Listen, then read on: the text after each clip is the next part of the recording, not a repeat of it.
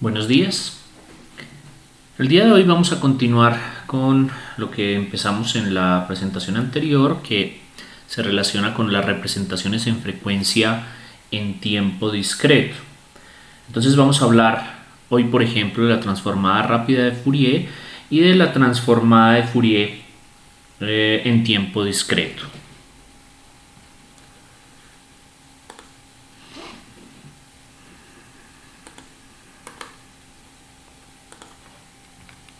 Bien, entonces recordemos algunas cosas que hablamos en la presentación anterior. Por un lado, hablamos que la magnitud y fase de la respuesta en frecuencia de sistemas lineales invariantes en tiempo discreto será entonces para sistemas para los cuales tenemos una señal de entrada cosenoidal, tendremos una cosenoidal de la misma frecuencia a la salida, pero se generará un cambio en magnitud y en fase, cambios que estarán en función o con base en la función de transferencia del sistema en tiempo discreto evaluada en el círculo unitario, ¿cierto? Evaluada en el círculo unitario. Lo que antes ocurría para sistemas en tiempo continuo sobre el eje imaginario, para sistemas en tiempo discreto, pues ocurrirá en el círculo unitario. Eso quiere decir que la función de transferencia evaluada en el círculo unitario pues tendrá esta forma, que es lo mismo que tener la función de transferencia con base en la transformada z evaluada en el círculo unitario, es decir, para diferentes valores de omega, que sería la frecuencia. ¿No es cierto? Entonces aquí está, recordemos esa comparación entre lo que era la respuesta en frecuencia para sistemas en tiempo continuo. Teníamos que evaluábamos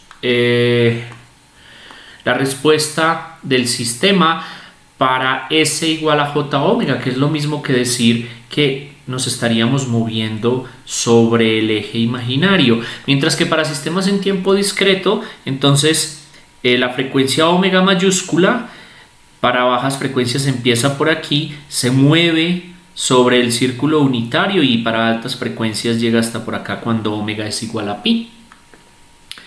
Entonces, en ese caso, para sistemas en tiempo discreto, pues lo que hacemos es utilizar la z, la variable compleja z, se evalúa en e a la j omega, ¿no es cierto? Desde el punto de vista de los gráficos de magnitud, pues se hace de manera similar. Entonces, en sistemas en tiempo continuo tenemos bajas frecuencias por aquí cuando omega se acerca a 0 y omega empieza a aumentar a medida que nos vamos aumentando por el eje imaginario, o para frecuencias negativas pues la frecuencia disminuye a medida que vamos disminuyendo sobre el eje imaginario, lo que de manera equivalente pues se mapea o se traslada aquí a este gráfico de magnitud en el que las bajas frecuencias ocurren por aquí, se van desplazando en el sentido positivo o se desplazan en el sentido negativo, y este es entonces un gráfico de magnitud para un sistema con un cero y un polo, que para bajas frecuencias fíjense que tenemos una magnitud que es el cociente entre la magnitud del cero dividido entre la magnitud del polo, ¿no es cierto?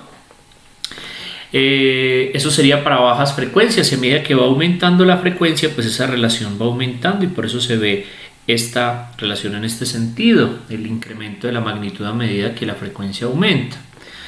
Por otro lado, para el caso de este sistema en el que tengo un polo y un cero en la parte real positiva pero dentro del círculo unitario, entonces para bajas frecuencias que ocurren por aquí pues tengo una relación entre la magnitud de este cero, que es mayor que la magnitud de este polo y por eso pues tenemos un valor por encima de 1 que va disminuyendo a medida que vamos aumentando la frecuencia desde 0 hasta pi para el caso de las frecuencias positivas o desde 0 hasta menos pi para el caso de las frecuencias negativas, ¿no es cierto? De esa manera entonces construimos las representaciones en frecuencia para sistemas en tiempo continuo y en tiempo discreto. Y entonces recordemos un poco de lo que significan esas interpretaciones. Si tenemos un sistema cuya función de transferencia h de z es de esta forma y le damos valores a que son menores que 1, entonces vamos a tener un diagrama de polos y ceros de esta forma. Es decir, si a es menor que 1, entonces el polo estará en z menos a, que tomaría un valor menor a 1. Entonces por aquí está el polo. Y luego, de manera correspondiente, el 0 estará se asocia a 1 menos a por z, que al igualarlo a 0 y despejar z, hace que este 0 quede por encima de 1, ¿cierto? Entonces tenemos un diagrama de polos ceros o de polos y ceros de esta forma. Si evaluamos para conocer o determinar qué tipo de filtro se asocia a este sistema, pues lo que vamos a hacer es lo mismo. Hacemos una evaluación a baja frecuencia para magnitud, entonces para magnitud y fase, y las bajas frecuencias están por aquí y las altas frecuencias están por acá. Al hacer un análisis de ese tipo, entonces desde el punto de vista analítico, lo que yo tengo es que para h de a la j omega, que es lo mismo que evaluar z sobre el círculo unitario, entonces tenemos que z es igual a e a la j omega, omega tomando valores desde 0 hasta pi, entonces eso me da 1 menos a por e a la j omega sobre e por j a la j omega menos a. Al hacer un poco de álgebra, entonces esto me queda e a la j omega multiplicado por este par de términos que fíjense que son similares, simplemente este tiene signo negativo y este tiene signo positivo.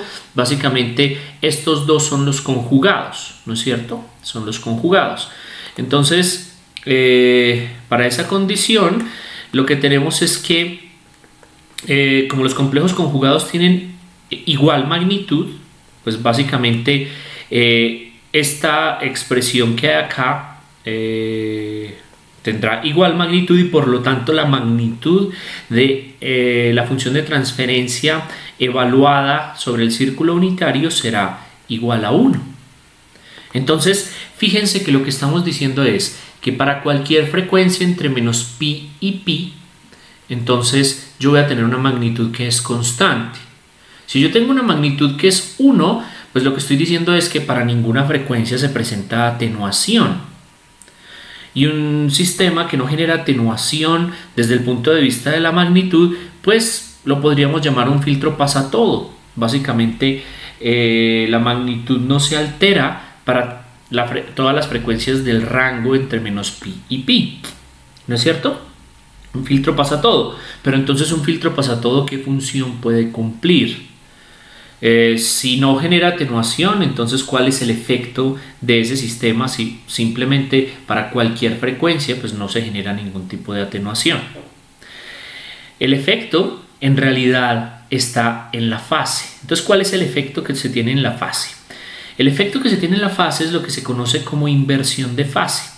Es decir, que para un sistema de ese tipo, en el que tengo pues la función de transferencia que teníamos hace un momento, que genera un diagrama de polos y ceros de esta forma, tengo una respuesta en fase como la que mencionaba hace un momento. No hay atenuación en todos los rangos de frecuencia, pero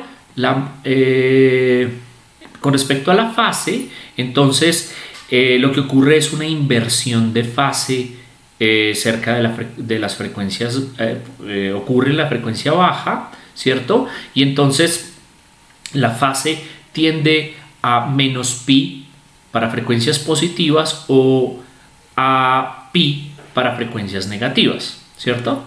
Entonces ahí lo que ocurre es una inversión de fase. ¿Qué efecto tiene una inversión de fase en una señal como estas? Entonces, digamos que esta es una señal periódica que puede asociarse, por ejemplo, a una señal de audio. Entonces, fíjense que lo que ocurre es que esta señal periódica en tiempo discreto tiene diferentes componentes en frecuencia cuya inversión de fase lo que hace es generar inversiones de fase en los diferentes componentes en frecuencia, lo que quiere decir que voy a tener una señal que resulta estar distorsionada. Recuerden que si yo divido esto en las componentes armónicas, cada una de esas componentes armónicas al sumarse pues dan la señal original, pero si yo hago una inversión de fase en las diferentes componentes armónicas y las sumo, entonces a la salida lo que voy a tener es una señal distorsionada de la señal de entrada, ¿no es cierto? No una distorsión en magnitud, fíjense que las magnitudes resultan ser más o menos equivalentes, sino una distorsión en fase. Entonces se puede lograr con un filtro de este tipo, pues no se genera distorsión en magnitud, pero sí se genera una distorsión asociada a la inversión de fase. Para una señal de voz, pues ocurre eso cuando hablamos de inversión de fase. ¿Qué pasa si de lo que hablamos es de inversión de tiempo? Recuerden que una inversión de tiempo es equivalente a que si a la entrada tengo x de n, pues a la salida voy a tener x de menos n, ¿cierto? Esa es una inversión de tiempo que lo que hace es voltear la señal en el tiempo. Entonces, ¿qué sistema generará una inversión de tiempo? Desde el punto de vista de una señal de audio, entonces si uno tiene una señal de audio de este tipo, una inversión de tiempo lo que hace es voltearla. Entonces, fíjense que lo que está ocurriendo al final, que sería esto, en realidad ocurre al comienzo y se ha volteado. Entonces es algo así como si escucháramos el audio en este sentido, ¿no es cierto? Desplazándonos en este sentido. Entonces x de menos n será pues la señal invertida en el tiempo. ¿Qué relación hay entre las fases entre x y y? Es decir, entre la señal de audio normal y la señal de audio invertida en el tiempo. Entonces, para la señal de audio normal, pues lo que tengo es que habrá unas componentes armónicas cuyos coeficientes serán pues los coeficientes a sub k, que son las sumas sobre n de la señal x de n por e a la menos j k omega 0 n. Desde el punto de vista de b sub k, entonces lo que voy a tener es pues para la señal x de menos n, que es la señal invertida en el tiempo, voy a tener unos coeficientes b sub k de la señal x de n, que si hacemos como una transformación de índices, entonces simplemente podré expresar eso como la suma sobre m de de la señal x sub m por e a la j k omega 0 m, en la que m será igual a menos k, ¿no es cierto? Entonces lo que obtengo básicamente es que los coeficientes de la serie a sub k tendrán relación con respecto a los coeficientes de la serie invertida en el tiempo b sub k, que son iguales a los a sub menos k. Es decir, al voltear x de n con respecto a n igual a 0, voltea los a sub k con respecto a k igual a 0, ¿no es cierto? Como x de n es real, a sub k es conjugado simétrico. El conjugado simétrico de a sub k será a sub menos k, que es igual a sub k con asterisco desde el punto de vista de la notación, ¿no es cierto? Quiere decir que los b sub k, que son iguales a los a sub menos k, serán iguales a los conjugados simétricos a sub k con asterisco, ¿cierto? Desde el punto de vista de la magnitud, pues tengo la magnitud asociada a los a sub k y la fase asociado a los e a la menos j, pues, y a los ángulos relacionados de los coeficientes a sub k, ¿no es cierto? Esto significa entonces pues, que tengo ángulos negados en todas las frecuencias. Entonces el efecto no solo de hacer inversión en el tiempo, sino también de hacer inversión de fase. Digamos que algunas aplicaciones relacionadas con lo que significa el análisis de sistemas en tiempo discreto relacionado con la respuesta en frecuencia, ¿no es cierto? Pero entonces recordemos también el tema de la periodicidad en tiempo discreto. Entonces, básicamente la respuesta en frecuencia en tiempo discreto tenemos funciones, se asocia a funciones periódicas de omega, la frecuencia omega con periodo 2pi. Lo que ocurre es que como nos movemos sobre el círculo unitario, que resulta ser una función que es periódica, cada 2pi, entonces básicamente lo que tendremos serán funciones periódicas de omega con periodo 2pi, ¿no es cierto? Y recordemos que también mencionamos pues, que la frecuencia más alta en tiempo discreto se asocia a un omega igual a pi. Desde el punto de vista de lo que significa las componentes exponenciales que representan una señal periódica de periodo n, pues básicamente dijimos que habrá n componentes exponenciales distintas para una señal con periodo n, que a diferencia de las señales en tiempo continuo se tiene una cantidad infinita. Entonces en este caso lo que sí tengo es una cantidad finita de exponenciales que representan una señal periódica con periodo n. Entonces vimos un ejemplo para una señal periódica con periodo n igual a 8, entonces voy a tener 8 exponenciales complejas que representan pues esa señal, ¿no es cierto? Bien, y recordemos entonces también que mencionamos que para las series de Fourier llegamos a lo que conocemos como la ecuación de análisis y la ecuación de síntesis. Recuerden que cuando hablamos de análisis nos referimos a la manera en la que se calculan los coeficientes a sub k partiendo de la señal x de n, ¿cierto? Recuerden que esta es una suma de una cantidad finita de elementos y que la ecuación de síntesis pues básicamente nos permite la reconstrucción de la señal si conocemos los coeficientes a sub k que caracterizan a esa señal, ¿no es cierto? Entonces, igual tenemos una suma de una cantidad finita de elementos donde pues lo que tenemos es la suma ponderada de las componentes armónicas, ¿no es cierto? Ponderadas por los coeficientes a sub k de la serie. Y entonces, eso pues mencionamos en relación con las series de Fourier en tiempo discreto. Y entonces, desde el punto de vista de la representación de las series de Fourier en tiempo discreto, si vemos el caso en el que tenemos una señal periódica con periodo n igual a 4, entonces tenemos una representación matricial relativamente sencilla de obtener. Básicamente pues con la definición lo que vamos a tener es como k llega hasta 4, entonces vamos a tener 4 ecuaciones para representar la señal, ¿no es cierto? Entonces para los diferentes valores de n, para n entre 0 y 3, ¿cierto?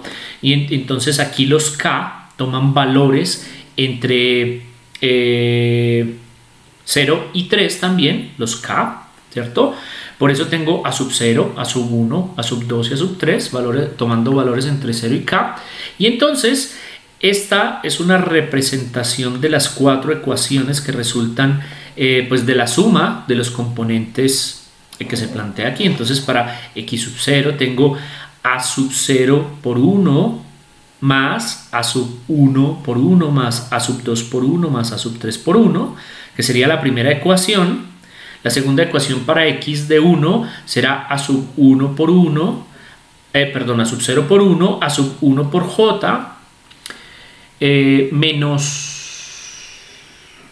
a sub 2 por 1 menos a sub 3 por j, ¿no es cierto? Y así pues son 4 ecuaciones las que permiten representar mediante una ecuación de síntesis esa señal, ¿no es cierto?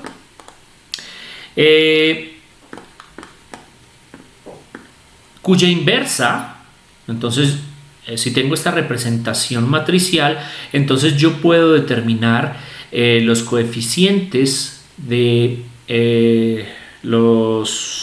la serie, los coeficientes de la serie de a sub 0 a sub 3, básicamente pues mediante un proceso de inversión. Como esta matriz está premultiplicando a los coeficientes, yo lo puedo mandar al otro lado de la igualdad a premultiplicar por la inversa, ¿no es cierto? Y la inversa de esta matriz es 1/4 pues por esta matriz que hay acá, de manera que yo puedo calcular los coeficientes de la serie, los términos a sub k, para k tomando valores entre 0 y 3, los puedo calcular pues de esta manera, que resulta ser relativamente simple desde el punto de vista computacional, ¿no es cierto? Pero entonces resulta ser importante computacionalmente, pero tiene un problema esta definición tal como está, y es que no se escala bien con la longitud n. Es decir, si yo tengo una señal periódica cuyo periodo resulta ser bastante más largo, entonces la cantidad de multiplicaciones que hay que hacer para hacer los cálculos que nos permitan determinar los coeficientes de la serie, pues se van a incrementar en n al cuadrado, ¿cierto? Entonces, pues ahí tenemos un incremento significativo. Es decir, si yo tengo una señal que es periódica con periodo 2, para obtener los coeficientes de la serie, pues básicamente necesito hacer solamente 4 multiplicaciones, porque es multiplicar x de 0 por el coeficiente y sumar x de 1 multiplicado por el coeficiente. Esos son 2 multiplicaciones y otras 2 multiplicaciones para la siguiente fila. El problema es que si aumento en un orden de 2 la cantidad o la longitud de la señal periódica, entonces ya no tengo que hacer 4 multiplicaciones, sino que tengo que hacer 16 multiplicaciones. Crece de manera significativa la cantidad de multiplicaciones que tengo que hacer. Entonces, si lo que estoy buscando es una herramienta que mejore las condiciones computacionales para determinar el comportamiento en frecuencia mediante la representación espectral utilizando las series de Fourier para señales periódicas, entonces a medida que va aumentando el tamaño del periodo de la señal periódica, aumenta muy significativamente la cantidad de multiplicaciones que hay que realizar. Entonces, para esto se plantea algo que se conoce como transformada, entre comillas, transformada rápida de Fourier. ¿Por qué entre comillas? Básicamente porque la transformada rápida de Fourier o FFT no es una transformada como tal, sino que es una serie de Fourier simplificada, ¿cierto? Entonces lo que vamos a ver es, para lo que acabamos de explicar, una representación simplificada que permita disminuir la cantidad de multiplicaciones que hay que hacer cuando tenemos señales periódicas de un periodo significativamente grande, ¿cierto? Y esto es lo que se conoce como transformada rápida de Fourier. Entonces esta lo que hace es que aprovecha la estructura de la serie de Fourier para simplificar sus cálculos, ¿cierto? La idea es simplificar los cálculos. En este caso lo que hace es que divide la serie de Fourier con una longitud 2n en 2 series de Fourier con longitud n, ¿no es cierto? Entonces, miremos un ejemplo y basémonos en un ejemplo para entender qué es lo que hace en este caso la transformada rápida de Fourier. Entonces, si yo tengo la formulación de una serie de Fourier en tiempo discreto de 8 puntos, entonces lo que voy a tener son los coeficientes de la serie de Fourier, que serán 8, que resulta de la multiplicación de esta matriz, que es una matriz de 8 por 8, multiplicada por los valores de la señal en los 8 puntos correspondientes de la señal, ¿no es cierto? Esto significa entonces hacer 64 multiplicaciones para el caso convencional. Tengamos en cuenta que cada uno de estos términos es una exponencial compleja en función de dos parámetros. N mayúscula sería el número de abajo, n básicamente es el periodo, ¿no es cierto? Y el subíndice de arriba es el producto de k por n para esta representación. Entonces, por ejemplo, W68 se asocia a un E a la J2pi sobre n igual a 8 y aquí resulta ser 6 porque tengo k que es, en este caso es 3 y n en este caso que es 2. Entonces tengo 2 por 3, 6, por eso aquí es W68, ¿no es cierto? Entonces, bueno, como sea, para calcular los coeficientes de esta serie, entonces tengo que hacer 64 multiplicaciones. Vamos a plantear, o lo que plantea más bien la transformada rápida de Fourier, la FFT, es una simplificación que me permite realizar menos operaciones. Una simplificación de lo que significa hacer esta operación, ¿cierto? Entonces, la transformada rápida de Fourier se basa en el principio de divide y vencerás, es decir, se divide en dos series de 4 puntos, esa serie de 8, de manera que voy a tener para los términos pares, x0, x2, x4, x6, un primer conjunto de coeficientes a sub 0, a sub 1, a sub 2 y a sub 3, ¿no es cierto? Y para los términos impares x1, x3, x5, x7 voy a tener un conjunto de términos impares que sería b0, b1, b2 y b3. De esta forma o hasta este punto lo que tengo es unas sumas de multiplicaciones en las que tengo aquí arriba, pues tengo que hacer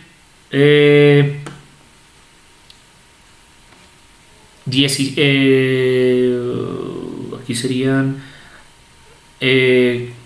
tengo que hacer 4 por 4 y eso por 2, es decir, al final tengo que hacer 32 multiplicaciones, es decir, hago 16 multiplicaciones arriba y 16 multiplicaciones abajo, básicamente porque tengo una matriz de 4 por 4 arriba y una matriz de 4 por 4 abajo, ¿cierto?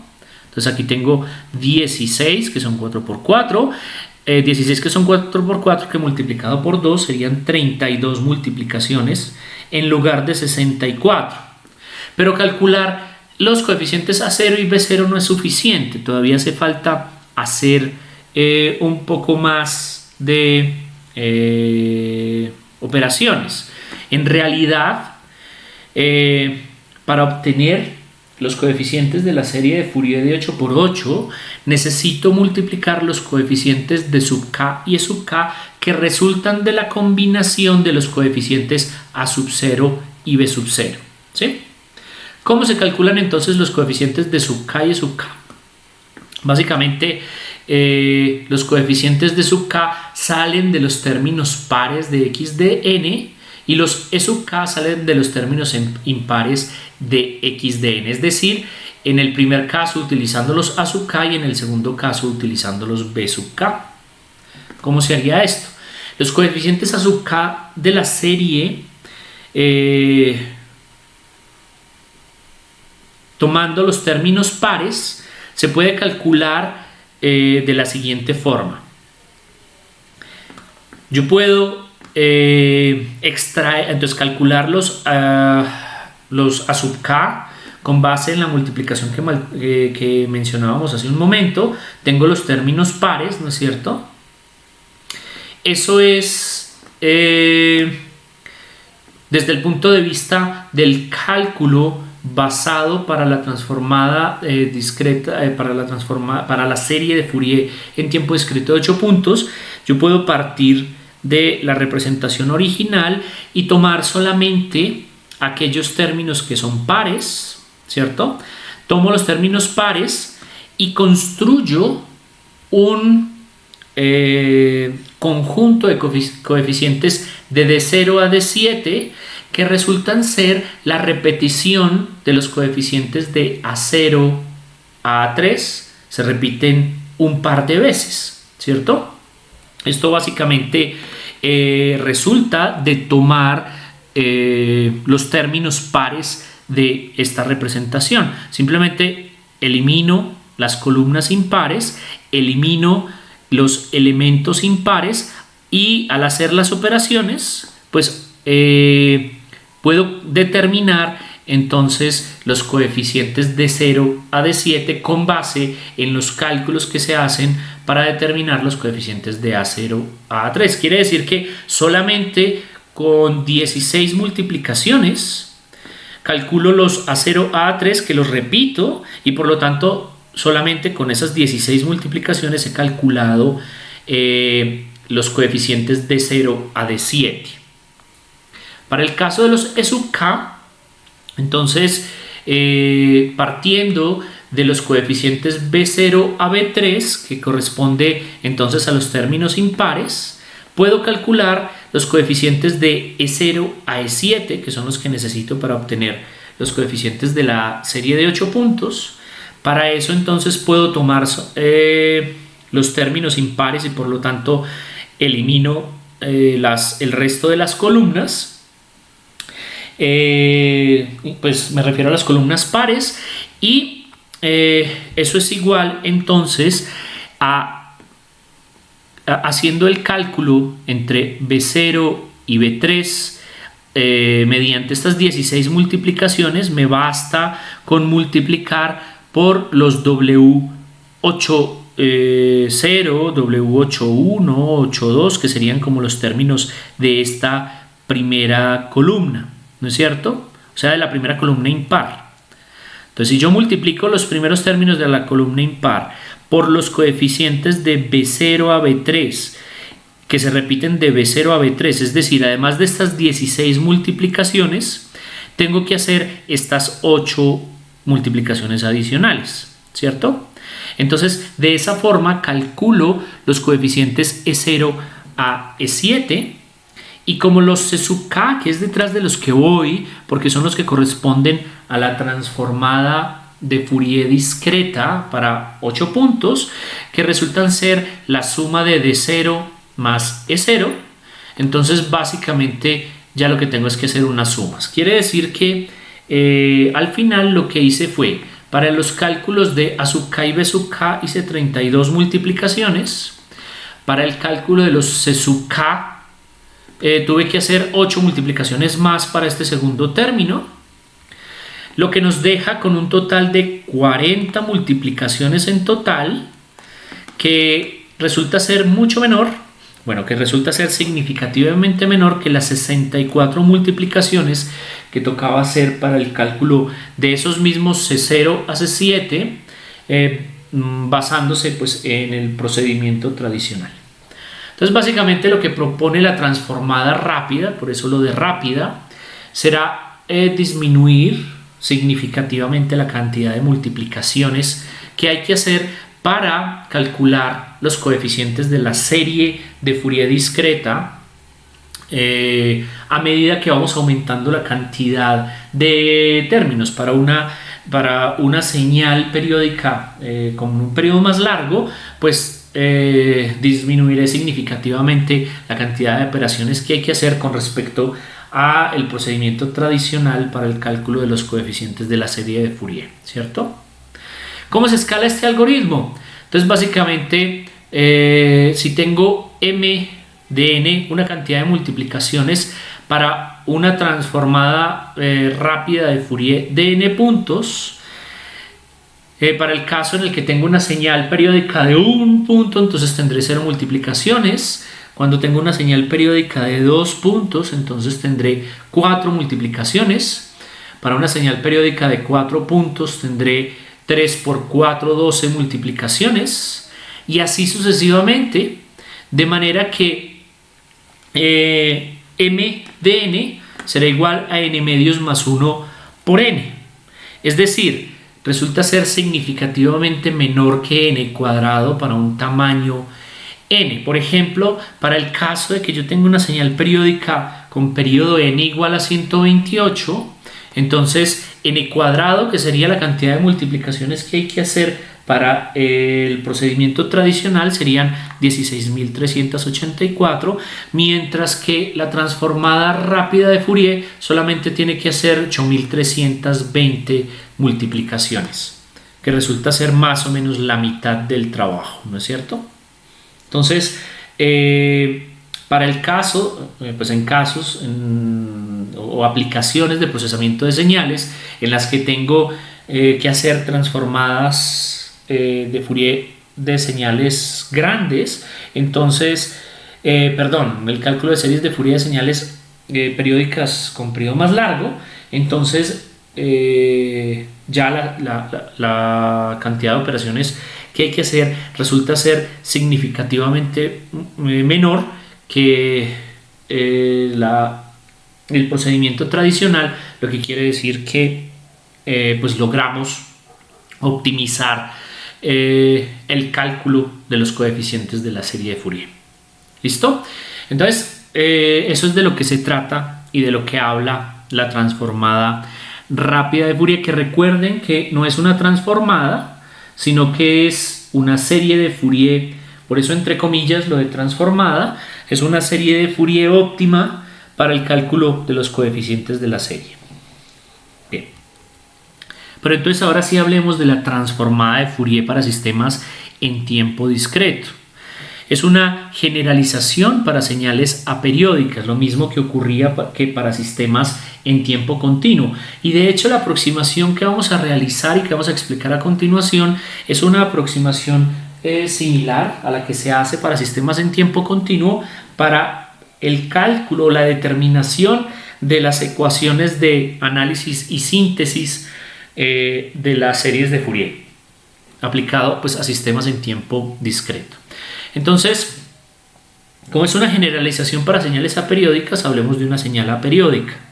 Entonces, yo tengo una señal aperiódica como un pulso cuadrado como este, similar al que analizábamos para sistemas en tiempo continuo. Esto podría ser perfectamente un proceso de muestreo de esa señal en tiempo continuo. Entonces, lo que tengo es una representación de este tipo, que básicamente es una señal aperiódica. Y yo puedo hacer de igual forma una extensión periódica. La extensión periódica, recuerden que es repetir la base de esa señal aperiódica, repetirla de forma periódica con periodo n mayúscula, ¿no es cierto? De manera entonces que esa señal diferente, que se conoce como extensión periódica, no es otra cosa que una señal que resulta ser la suma de las repeticiones de la señal aperiódica con una periodicidad asociada al periodo n mayúscula, ¿no es cierto? Y entonces lo que planteamos nuevamente en esta generalización de la definición de la transformada de Fourier es que yo puedo desde el punto de vista genérico ver a x sub n, es decir, a la señal aperiódica, como el límite cuando el periodo n mayúscula tiende a infinito. Es decir, si yo hago que esta repetición se haga con un tiempo tendiendo a infinito, entonces x, la extensión periódica conocida como x sub n de n, entonces será igual a x de n cuando ese límite tiende a infinito, ¿no es cierto? Esas dos señales serán iguales. Entonces vamos a partir de este par de definiciones para obtener el equivalente o digamos que para aprovecharnos de lo que significa la definición de las series de Fourier que planteamos inmediatamente antes, para hacer o para llegar a lo que significa la definición de la transformada de Fourier en tiempo discreto.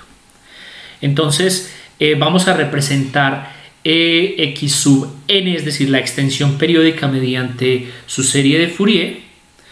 Esto con base en la definición, recuerden que es igual a 1 sobre el periodo n de esa extensión periódica de la señal x sub n de n por e a la menos j 2pi sobre nk por n, que es equivalente a 1 sobre n por el seno de n1 más 1 medio por omega sobre el seno de 1 medio por omega.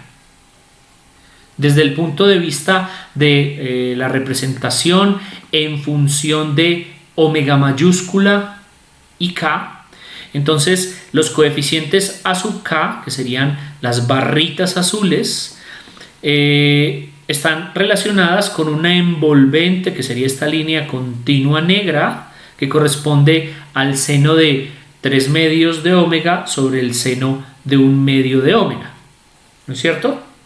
Entonces, fíjense que la separación entre las barras es igual a la frecuencia fundamental omega 0, que es igual a 2pi sobre n, ¿no es cierto? Siendo omega igual a k por omega sub 0, es decir, este omega básicamente que sería como la representación continua de los múltiplos enteros de la frecuencia fundamental, eso es igual a k por 2pi sobre n. Y entonces, así como lo mencionábamos en tiempo continuo, ¿qué pasa si hacemos que el límite de para n tendiendo a infinito de esta señal, que es igual a la señal original? En ese caso, para n tendiendo a infinito, las amplitudes de armónicas tienden a un continuo, es decir, aumentemos ese periodo haciendo que n tiende a infinito. Al ir aumentando el periodo en una condición específica, entonces la distancia entre las barras, que es la frecuencia fundamental omega 0, tiende a disminuir. Si yo hago eso de manera continua, entonces lo que va a ocurrir es que se van a ir apeñuscando esas barras tendiendo a un continuo, a ese continuo e de omega. Por ahora lo que tenemos es que n por a sub k, que es igual a la suma de la señal x de n por esta exponencial compleja, entonces esto, a medida que n va tendiendo a infinito, va tendiendo a un continuo e de omega, ¿no es cierto? Y entonces, para n tendiendo a infinito, la suma en la ecuación de síntesis tiende a la integral. Entonces, como esto tiende a un continuo, al hacer la síntesis de la señal, que es igual a la sumatoria de una cantidad finita de elementos de los a sub k por esta exponencial compleja, entonces estos a sub k son iguales a 1 sobre n por e de omega. Básicamente, fíjense que esto resulta de despejarlo de aquí arriba, a sub k, este n lo paso a dividir aquí a este continuo, por eso queda 1 sobre n por el continuo. Y entonces, como esto es un continuo, esta sumatoria tiende a esta integral. Y como 1 sobre n es igual a omega 0 sobre 2pi, entonces lo que nos queda por fuera de la integral es 1 sobre 2pi por, entonces la integral sobre 2pi, sobre el periodo, de e de omega por e a la j omega n de omega, que básicamente sería la definición de la ecuación de síntesis de la transformada de Fourier en tiempo discreto, ¿no es cierto?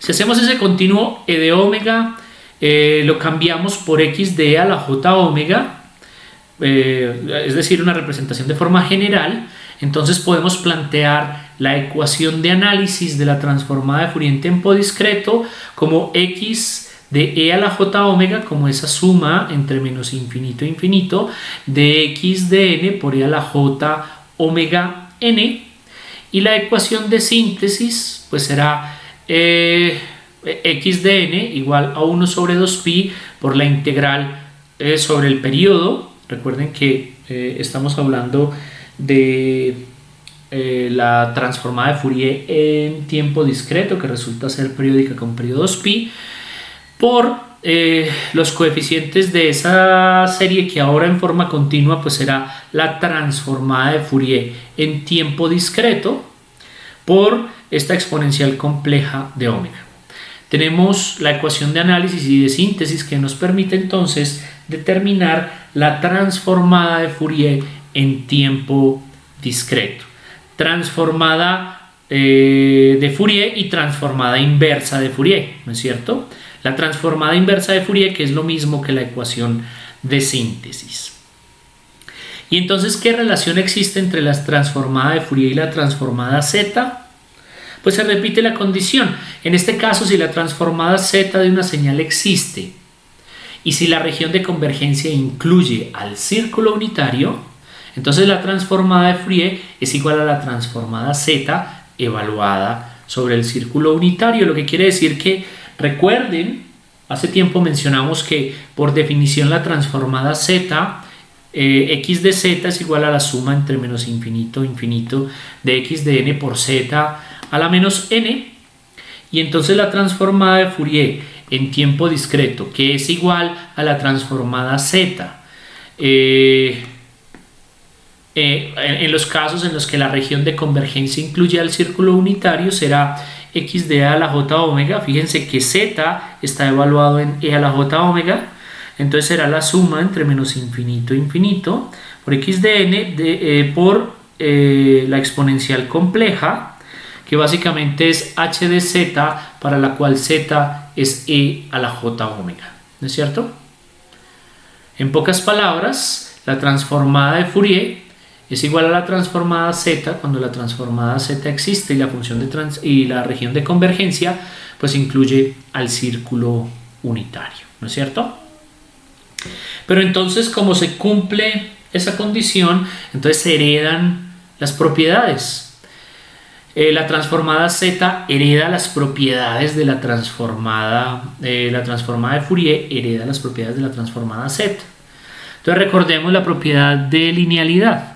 La propiedad de linealidad se aplica para la transformada z, pues básicamente simplemente la transformada z de la suma de dos señales ponderadas será igual a la transformada z, a la suma de las transformadas z de esas señales ponderadas, ¿no es cierto? Desde el punto de vista de la transformada de Fourier, pues se cumple la misma condición, ¿no es cierto? El desplazamiento en el tiempo. Entonces, si tengo una señal que está retardada en el tiempo, la transformada z será igual a la transformada de la señal multiplicada por esta geométrica z a la menos n sub 0. Y desde el punto de vista de la transformada de Fourier, pues básicamente z se hace e a la menos j omega por n0, ¿cierto? Entonces, como z es igual a e a la j omega, entonces aquí se reemplaza pues por ese mismo valor, ¿no es cierto? Para la multiplicación o el escalamiento de la señal en el dominio del tiempo, entonces n por x de n será igual a menos z por la derivada con respecto a z de la transformada z de la señal x de z, que desde el punto de vista de la transformada de Fourier será igual a j por la derivada con respecto a de omega de x de a la j omega. Además, con respecto a la convolución, entonces recordemos que una convolución en el tiempo es igual a un producto en la frecuencia, básicamente es el producto de las transformadas z, que con respecto a la transformada de Fourier será igual al producto de las transformadas de Fourier, pues de las dos señales que se están que se están operando mediante convolución en el dominio del tiempo, ¿no es cierto? Se heredan las propiedades, entonces de alguna forma pues existe una relación entre, o se expresa esa relación entre la transformada Z y la transformada de Fourier. Se cumple también que la transformada inversa de Fourier para sistemas en tiempo discreto resulta ser bastante más simple de resolver que la transformada inversa que la transformada inversa Z, y entonces esto resulta ser muy conveniente para condiciones de cálculos computacionales. Entonces, una ventaja pues, de implementar o de utilizar la transformada de Fourier para sistemas en tiempo discreto, ¿no es cierto? Bien, veamos un ejemplo de aplicación de lo que significa las series de Fourier en tiempo discreto, y lo vamos a hacer para una señal en tiempo discreto como una imagen. Una imagen es una señal en tiempo discreto básicamente porque está dividida de manera discreta o está discretizada de alguna forma mediante píxeles que manejan valores enteros correspondientes a la intensidad del píxel, ¿no es cierto? Entonces, desde ese punto de vista, una imagen digital es una representación en tiempo discreto de una imagen cualquiera, ¿no es cierto? Pero en este caso tengo una señal que es bidimensional. ¿Cómo se calcula la transformada de Fourier de una señal bidimensional? Entonces, lo primero es, se hace el cálculo de los coeficientes de la serie para cada fila. Entonces se hace un procedimiento fila a fila, ¿cierto? Calculando para cada fila se va calculando los coeficientes de la serie, y luego para esa imagen resultante, que sería la imagen amarilla compuesta por pues, las series de Fourier de todas las filas, entonces se hace sobre esa imagen se calcula la serie de Fourier para las columnas. Entonces, columna a columna se hace un cálculo de los coeficientes de la serie, de manera que el resultado final pues será una representación de la serie de Fourier de una señal bidimensional, que desde el punto de vista de magnitud para esta imagen que tenemos acá, pues entonces será una representación de este tipo, y desde el punto de vista del ángulo pues será una imagen equivalente de este tipo. Tengan en cuenta pues que aquí tenemos imágenes en escala de grises, quiere decir que la intensidad de cada píxel toma un valor entero entre 0 y 255, y entonces esto que está representado por imágenes pues básicamente es la representación en series de Fourier en tiempo discreto de una señal bidimensional para la magnitud y para el ángulo, representada también en escala de grises, ¿no es cierto? Tomando valores entre 0 y 255, ¿cierto? Entonces, este sería como el equivalente desde el punto de vista de la imagen, de la representación de la magnitud de la serie de Fourier y esta del ángulo correspondiente. Resulta que una de estas dos contiene como información más significativa que la otra. Miremos lo que esto significa. Fíjense qué ocurre en esta imagen. Comparada con la imagen anterior, pues es una imagen muy distorsionada. Resulta ser muy difícil de identificar cuál era la imagen original. Si mucho, lo que alcanza a determinarse por aquí son como estas líneas que podría uno decir que están relacionadas como con estos mástiles que se ven por aquí, básicamente por esos cambios de alta frecuencia que ocurren entre el mástil y el fondo, ¿cierto? Que resulta ser más oscuro y más claro, y por eso de alguna forma se alcanzan medio a distinguir. Eso ocurre como resultado del cambio de lo correspondiente a la información del ángulo. Es decir, para la imagen original tenía esta información de ángulo y esta información de magnitud. Para esta versión transformada conservé la información de magnitud y cambié la información de ángulo poniéndola en un valor uniforme, que sería como en la mitad de la escala, ¿no es cierto? Algo así como si la intensidad de cada píxel de la imagen de ángulo pues tome un valor constante en el intermedio, podría ser alrededor de 128, ¿cierto? Luego, cuando reconstruyo la imagen con base en esa información, entonces lo que obtengo es una imagen realmente distorsionada.